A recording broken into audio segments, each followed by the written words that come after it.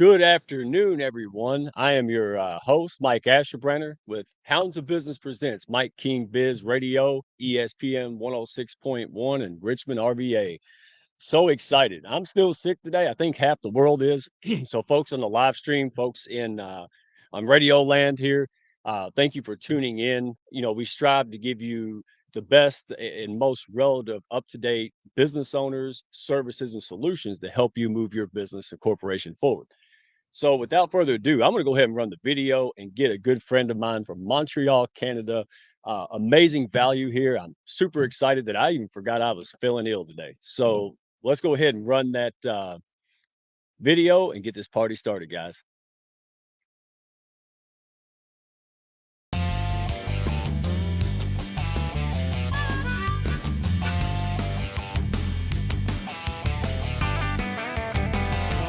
Are you looking to grow your network and your net worth with other high-level, heart-centered professionals?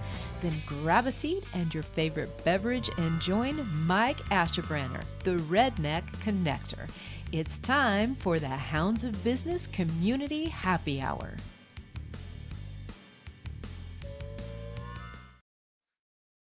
All right, it's already a fun time backstage, man. Wow, we're just a little pack of happy gremlins out there. So, hey, without further ado, hey, I love having these international guests. Again, thanks, Mike King, for bringing these folks and this opportunity to partner together. We love rolling with you, man, because you love to push up your community, nonprofits, and special business folks that are getting things done, make a major impact in the world. And on that note, welcome Isabelle Fortin, good friend of mine, team leadership strategist. How are you today, my friend? I am fantastic. Thank you to you, Mike, for inviting me again, and thank you for to Mike King for this wonderful opportunity and to showcase what we do and how we do it. Absolutely. We already have folks coming into the chat. Thank you, Tracy Lamb. Folks in Radio Land, hey, connect with us on YouTube, Hounds of Business. Lots of great info. You can watch this recording live. You can watch it on YouTube after the fact and connect with these amazing people. So you are the team leadership strategist. Hey, tell us in brief, what is that? Well, a team leadership strategist is somebody that helps and support and guides the team leader to get the most out of every single individual because teams are built one person at a time. So that's why it's a strategy, and that's why my title is strategist and not coach. I'm not a coach. I'm a strategist. I'm a consultant, and so that's what I do. I help heart-centered leaders. Oh, well, you said the key word right there, right? High That's level, right. heart centered. That's Dadgummit. right. That's because I mean, think about it. There's tons of people who do what I do, you do, similar things, right? There's titles, accountants, etc. But there's only one of us. And people really today, when robots are talking to robots and disingenuous stuff is everywhere, the soft skills have never been more important. The sense of belonging, connection, this person gets me, they're in my best interest. That's what people are really shopping around for. And then when you build that know, like, and trust, and then you have that natural progression to try and buy, what's left. And you have done that very, very well, inside and outside of the pack. So this is really fun to me. So let me interject a little bit. It doesn't matter. Does it matter? And can you help, the smallest startups or scale ups and, nonprofits, large corporations? It really doesn't matter, does it? They all need this. Is that right? Absolutely. Absolutely, Mike. And because you know what? The world changed with COVID. We all know this. We're all still affected by everything that changed in the past just 4 or 5 years. But leadership has changed so much, even in the last decade.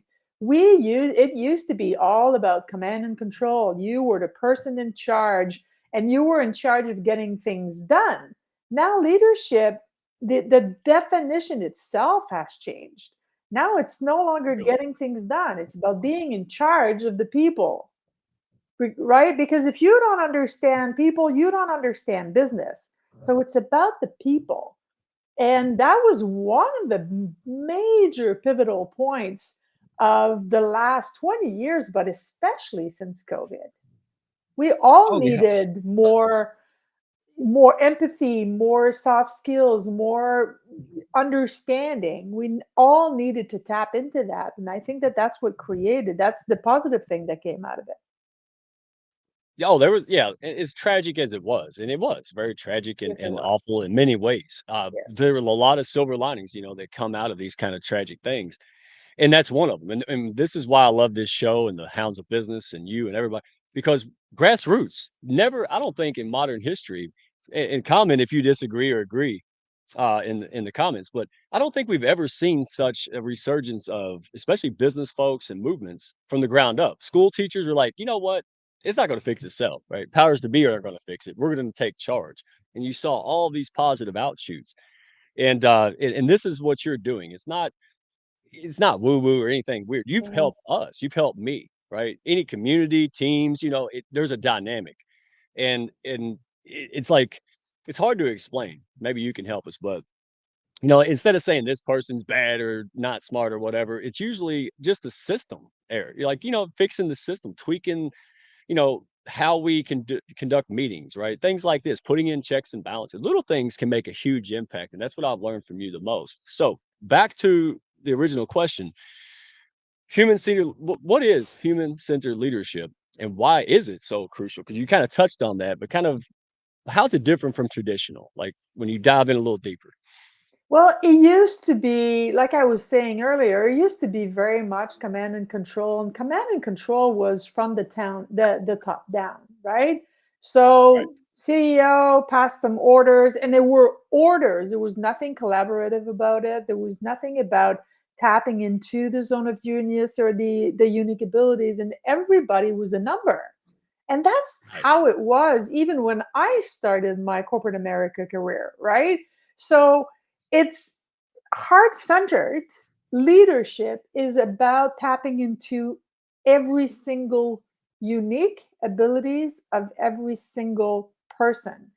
Because what that brings, Mike, to the table is, as a human being, and you're the same way, I'm the same way, everybody that I ever have worked with or for, and I'll even take that one step further, anybody I know on this planet, we all want to contribute. We all want to do Yeah. our part. We all want to be part of something bigger than us. Unless we're a sociopath, and I mean, the percentage of sociopath in the world is, 3 to 5%, which isn't a lot. So for the rest of us, we want to contribute. And part of it is ego based in the sense that we want to be valued. We want to be seen. We need to be seen and heard. And the best way a leader can do that, it doesn't matter if you're leading your family or if you're leading a Fortune 500. If you go and you expect people to show up without giving them the opportunity to show up with who they are, it's not going to work. So heart centered is exactly that. Is you have something unique about you, and I am going to tap into that. So that way you know exactly how you're contributing, and you know you are seen, you are heard, you are valued, because no one can do what you do the way you do it. And when you succeed at doing that, again, Mike, whether it's with your children or with your employees, you get the most out of people. And that's what heart centered leadership is. It's not only about business, it's about people. Oh my goodness, there's so much to unpack there. Like you're talking about it the way I understood it, a more harmonious, effective, and efficient life, right? Like again, this is not hokey stuff. Business No, leaders are going to benefit not just because there's smiles on their faces or they're being like Santa Claus. And you've taught me this. It drastically a healthy culture drastically reduces turnover and expensive unnecessary retention cost, right? All of this stuff that people are that's doing, and a lot of this stuff is either free or the value far outweighs the investments that people and corporations would invest in, right? So it's like you put in one, you get back 100 kind of thing. And I want people to hear that. This is not just about feel good. Even if you're kind of on the hardcore side of, well, it's business and suck it up. Hey, just look at the bottom line. That should be enough to push you over the edge to at least explore options to stop the headaches. Whether you're a Absolutely. CEO, oh man, whether you're a startup CEO, scale up, the day I started reaching out to other people like you and so many other brilliant folks that had keys and experience that I just didn't have, oh man, everything changed, right? Amateurs do things alone, right? I was an amateur for 40 years. But top level pros, business athletes, man, they have multiple coaches, right? And what you Absolutely. do is very unique, right? And it's useful. I'm saying, hey, help me. I don't say that if it's not true, dadgummit. So let me ask you this. What is the biggest, speaking of money and retention costs, right? What is the biggest money and time waste for team leaders? Oh, infighting. Oh, you It's didn't hesitate on hands down. Yeah, hands down. And leaders feel like they're dealing with school kids that are fighting for a parking spot and the best stapler or the best chair or the best corner office, and none of that matters, and none of that truly matters to the actual employee. Is that when you don't know how you're contributing to the team, you're going to fight for power, because power is right. how you're seen, is how you are heard, and is the value that is brought onto you. So when you remove that pettiness and that petty infighting, and when you get all of your team members, and again, it doesn't matter if it's your family or your boardroom, because it applies to everything. When people know that what they bring to the table is unique and has value, they don't care about their bloody, I was going to swear, they don't care about their bloody stapler. They don't, because that's that hands down, that's the reason CEOs, team leaders, middle management, they all deal with petty infighting. Yeah, okay, first of all, if you wanna hear a good healthy potty word or 2, hey, check out the Hounds of Business on Wednesdays at 7 p.m. on YouTube or LinkedIn. There you go. That's always a good time. We try to behave right here. So thank you. Yes. And number 2, on a serious point, on that, give us, if you don't mind, can you give us an example of how this, typical workplace, right? So how this kind of infighting would waste time and money, and some strategies that you can implement or help them implement to improve it. Oh, very easily. I actually have an example that happened, that a team that I worked with not too long ago, and team of extreme, like, these people. There's a team of six post PhDs, like researchers, like very, you know, Very smart. government employed, like really intelligent people. Team of six could not get along to save their life. And you're talking about an extremely intelligent people. So intelligent has nothing to do with it, right? I went in, I was Right. hired, I went in, I did an assessment, an individual assessment of everybody. I did a group assessment, I did a leader assessment. And when we did the team debrief, they understood that on a cognitive level, on a motivational level, on a behavioral level, it was like five of them were bunnies and one of them was a cougar. They just Right. didn't, they couldn't talk to one another because they didn't know how to. But when the five understood that the one that keeps on, wanting to know what you did over the weekend, for example, or needing a little bit more of a human connection in her office interaction, once they understood that that wasn't the pet peeve of hers, it was a need. That's how she functions in the world, that's how she shows up in the world. That's a behavioral preference, it's a cognitive preference, it's a leadership preference, it's a communication preference. The infighting stopped day one. After, as soon as the team debrief was Wow. over, they stopped fighting, because now they understood that they're each and every single one of them have their own need, and that person, she's not being petty, She Wow. just needs a little bit more human interaction. And some people need more and some people need less. You'll take somebody and you can literally walk in their office, and the less words you say, the better. You don't even need to look at them in the eyes. You don't need to ask them how their weekends were. They don't care about that. They're extremely task oriented. Well, there are some people Right. that are the complete opposite. I'm the complete opposite. You walk in my office and you don't acknowledge I'm a human being and I have a life and I have things to do outside of your demands on me. I'm going to walk you out of my office. Right. Right? Because that's a need I have. I need the human interaction, right? Right. So it's about tapping into what's the best way to communicate with you. And when I talk to you, what's the best way to communicate with you? And the easiest, I know I'm dragging in my answer, but the easiest way I found to explain this, Mike, is let's say you and I go to Greece and we're in a remote village. Nobody speaks English, nobody speaks French because I speak French. Nobody speaks anything but Greek. And you and I, we want something from these people. We're at a restaurant or whatever. We don't have a cell phone. We don't have Google Translate. We don't have a menu with a picture. So how are we going to get understood? We are going to have to adapt to them because we want something from them.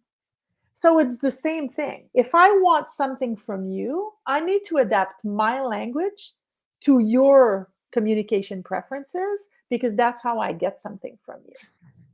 Right. If you want to be a leader that's in charge for the people, right? And not just, against the people on accident. And this is the brilliance. I can tell the passion running off of you.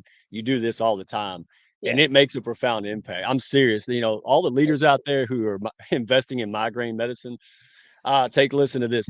Hey, real quick. So I'm gonna pop up your I'm gonna pop up our link real quick for kind of the halftime here. Man, I could this conversation, we got to dive into it, especially the assessment and kind of where it goes from there because that blew me away. And very few things blow me away. So hey, again, hey, you're rolling with the Hounds of Business, Mike King Biz Radio 106.1. Man, we bring you some of the best and up to date, most innovative business solutions and people that you've ever seen. And hey, we've got Isabelle Fortin here as proof positive from Montreal, Canada. The Hounds are showing up in drones on this live stream. Folks in radio land, hey, birds of a feather flock together. Thank you for joining us. And hey, let's get back on the subject. Oh, real quick, Hounds of Business. Hey, if there's a stray running around out there and you're high level heart centered, check us out. YouTube, Hounds of Business Community, LinkedIn, same thing. You can even go to my very outdated, but still their website, redneckfinancialcoach.com. We are working on it. And so back to the subject on Isabelle Fortin, team leadership strategist. What is so when I took this assessment, I'll be honest, guys, I know no other way. A while back, she said, "Hey, take this assessment." And I was like, "Oh man," I just assumed it was a personality test. I was like, "Oh, not one more." But I did. I said, "Look, we're friends, we're in the community. I'm Let's going to do it." take 15 minutes and help her out. Yeah. Go give her the polite but BS answer, right? We come on now. This is big boy And girl I stuff. shocked you, didn't I?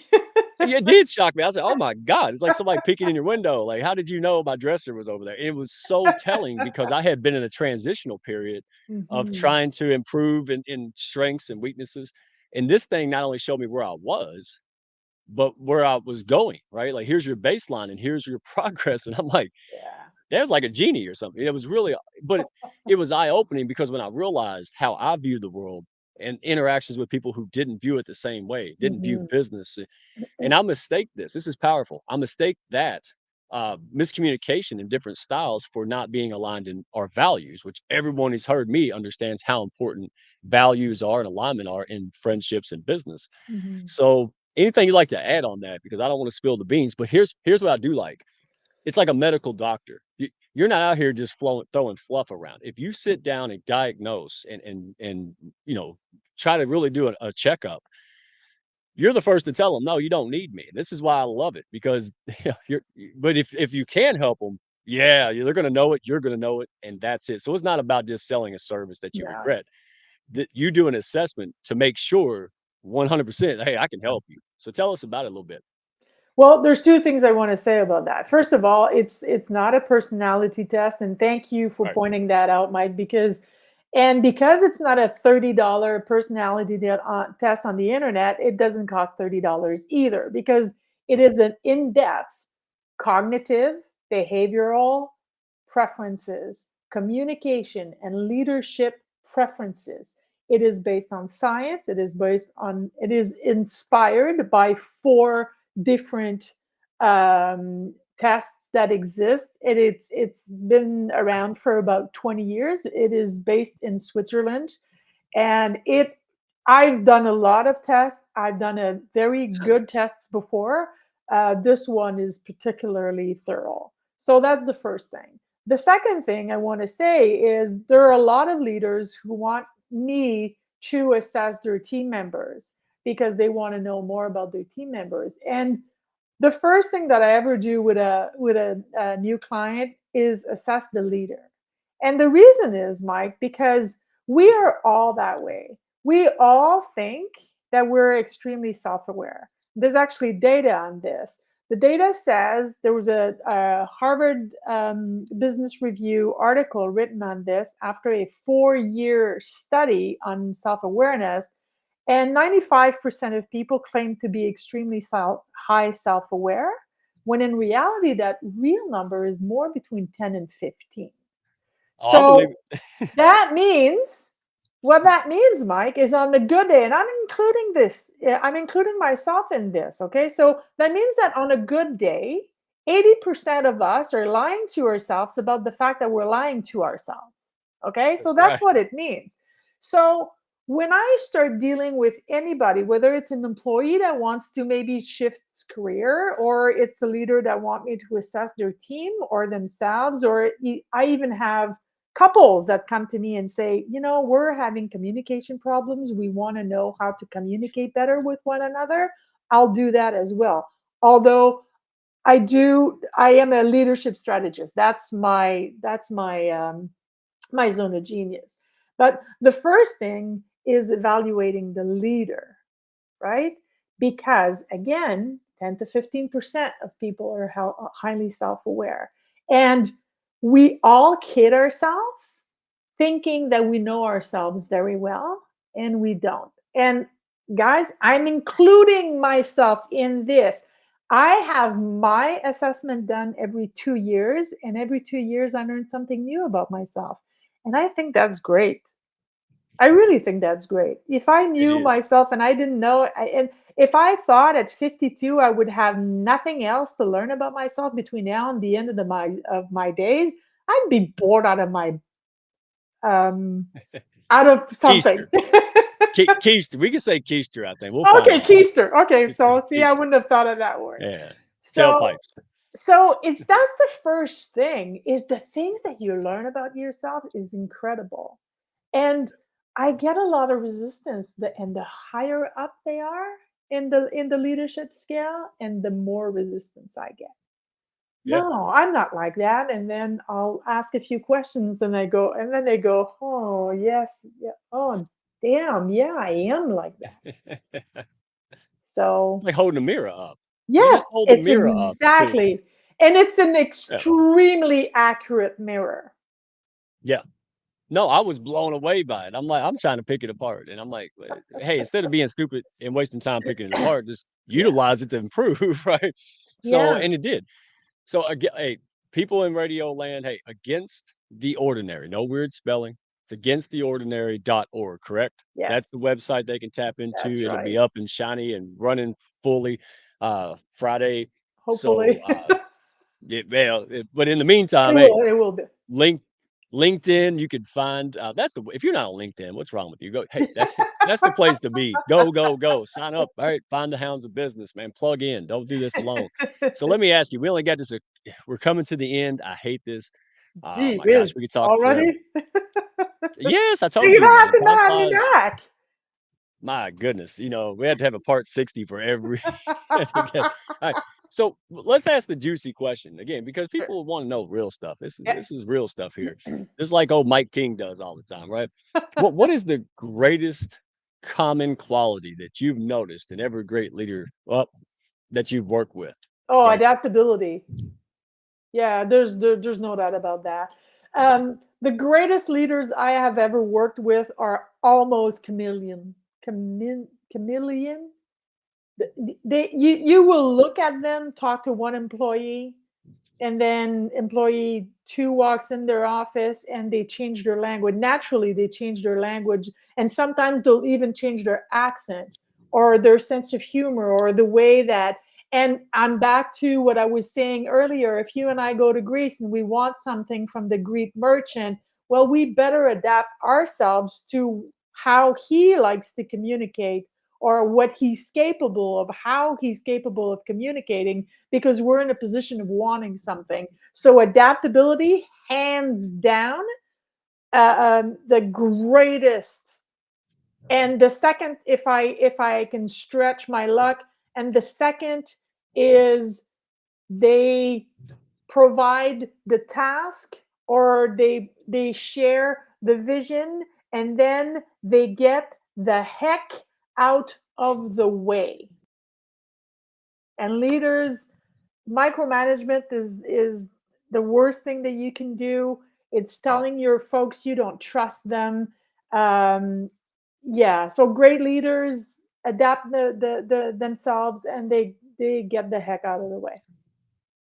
yeah, great stuff. Again, that's one of the things that I'm learning and becoming more intentional about adaptability from you, right? And that's why you can see me sit here and not say nothing for long periods of time because this show is not about Mike Asherbrander. It's about Isabelle Fortin, the team leadership strategist, right? And so, and again, do I want to be right or do I want to be effective, right? We're here to make an impact, to grow our business, make change in the world, Yeah. positivity. I'm not here just to be, well, I want to be this way. Well, then you're not going to be successful in the long run. So let me wrap this up with the final question. We got about 2 minutes and we got to row. I hate this. We'll have you back. Again, everybody on Radio Land, againsttheordinary.org. Find Isabel, ISA, Isabelle Fortin on LinkedIn. Um, she also has a YouTube channel, but we're going to update that. We're going to squeak it up because she's got too much content. She's on a roll, guys. Hey, I'm serious. You wait 2 months, you can be on a waiting list. Don't do that. And a Hey, long one, yes. yeah, probably I was already got it. I was telling you, a post yesterday went viral. I got 250,000 views on it. Now I got a lot of DMs. So you want to work with me? Hurry up, dude. Exactly. I mean, I'll make because it's time. I'll make valuable. time. Yes. Yeah, it's amazing when a non-BS, honest approach and value is seen. Right. It's not rocket science. That's what That's we do right. together. So, Yes. all right, Final do you have question. any advice for inspiring entrepreneurs, business owners, or new, people who are new or even transitioning, right? Get Or what common mistake do they see and how can they fix it? However you want to answer it. Floor is yours. get the first thing is get training, get help. In corporate America, only 6% of leaders get leadership training, and I can't believe that companies are still doing that. They're taking like the top salesman and they're putting in him or her in charge of the sales department. Well, leadership is a skill, and it can't be learned in a book. It has to be. I mean, there are great books out there. I'm not saying otherwise, but it has to be practiced, and it's not a one size fits all. Every theory that you read is not going to be applicable to you, and it's not going to be applicable to your team. So the best way to get that done is hire somebody Yes. who's used to it, who can see more clearly, because that's their job. And back to what you were saying earlier, amateurs do it alone, pros hire people. The time you are going to save is going to be greater than the money that you're going to spend on hiring someone like me. Absolutely. I hate to do this. We have to close, but I heard something from video of David Goggins the other day. Same thing. He says, listen, don't be a theorist, be a practitioner. You're saying the Yes, same thing. yes, Learn it, read it, fine. But you got to put it in place. And I'm here to tell you guys, hey, don't let your ego get in the way, leaders. You can't see the forest from the trees. That's why chiropractors don't crack their own necks, probably, right? exactly. So go out there. Look, I've said no to stuff I wish I didn't because I didn't know what I was saying no to. All I encourage people is get the information, have that first appointment, and then go from there because we're struggling way too much in business and life unnecessarily when there's tools and resources and good people like you out there, Isabel, and so Thank you, many Mike. in and outside the hounds of business. So, hey, our pleasure. Thank you for having us again. Mike King, Biz Radio. Man, the audience, you guys are amazing. Mike King, love your heart, how you push up your community. We will be back on next week, all right, with the Colonel, all right, retired U.S. Air Force, Scott Heathman, Command with Courage. What he's doing in the business world, absolutely Amazing. impactful and yeah, revolutionary. I'm telling you. So stay tuned for that one. Isabel, you're a rock star. Thank you. Connect with her immediately. And you all have a wonderful day. We'll see you next week. Thank y'all for stopping by. Be sure to follow, share, and like, and send me a message if you had fun today. Y'all come back now.